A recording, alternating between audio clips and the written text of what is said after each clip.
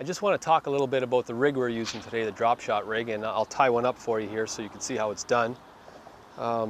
Today I was using 6-pound line.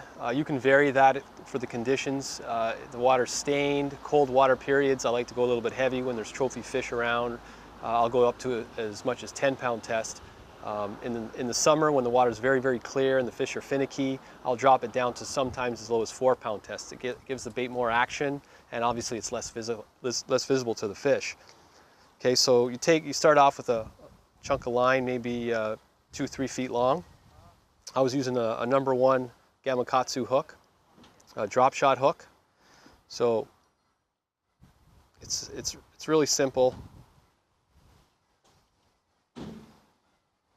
You go through once, then you come back through and tie a Palomar knot. That's just simply an overhand knot.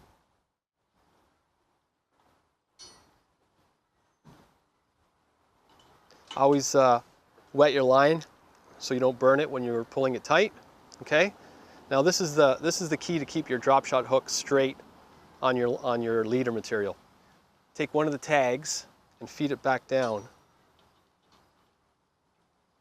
through the eye, and that will pop that hook up like that. See how that sits like that, perpendicular to the line? That's how you want it all the time.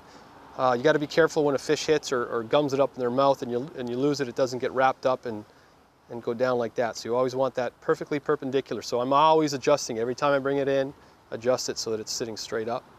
To the top of the tag, I tie a very small swivel, and what that does is it helps with line twist. And then the neat thing about drop shot weights are that they have these little clips on them, so it's really quick, and you can adjust the length of the leader for the drop, for the weight. That way, sometimes if it's really flat calm and the fish are suspended, you could lower it down to as much as 2 or 3 feet. If it's real windy or they're really hugging bottom, you can lower it down to as much as 4 inches, 6 inches. 6 inches to 8 inches seems to be the best for me on Erie.